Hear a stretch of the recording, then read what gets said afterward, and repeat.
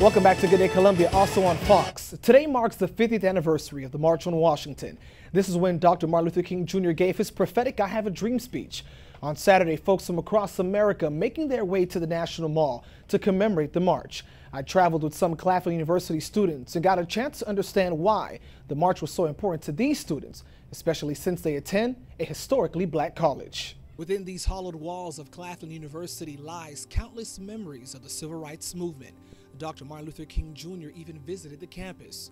So when it was announced that there would be a commemoration of the March on Washington, students and faculty here jumped at the chance. With blankets, pillows, and bags in hand, students left Orangeburg on a chartered bus bound for Washington, D.C. for a chance to walk the same path as those who fought for racial harmony.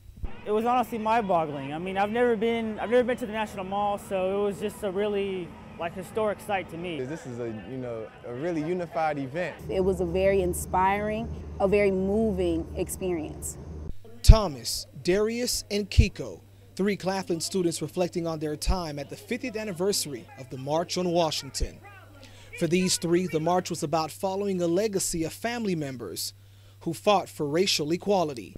Darius says his grandfather, William Henry Johnson, participated in the sit-in back in November of 1960. He, along with others in this newspaper clipping, gathered to remember how they protested segregation at the Terminal Restaurant in Annapolis, Maryland. I definitely feel connected, and indebted to him to be here. All of this is really beneficial. We just have to make sure that after these marches, we continue to work. The Claflin Three and others also marched for immigration, jobs, and better education. The struggle is still on, so we still need to keep on fighting. So we need to march, we need to do more things, we need to protest, we need to have more political power, economic power. Kiko says her grandmother shared stories about how racism affected their ancestors. And so they actually took part in the Great Migration. And so that was really cool in learning later on in life what the Great Migration was, to know that that's how my family ended up all the way in Indiana, from Mississippi and from Alabama. Folks also marched to bring attention to what some call inequality in the justice system, especially after George Zimmerman was acquitted in the death of Trayvon Martin.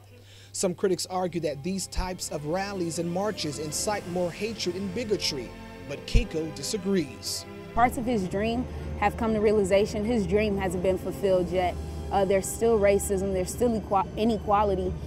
Just recently, the Supreme Court decided that states don't have to go through the federal government to make changes to their voting laws. Some feel that decision was a slap in the face to the Voting Rights Act of 1965. Get in touch with your legislator, your senator. That's key, that's important. Make sure that you're voting, make sure that you are able to vote.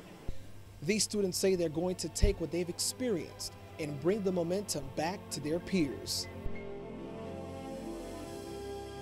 Well, at noon today, Claflin University administrators will commemorate the 50th March on Washington at the James and Dorothy Elmore Chapel on campus.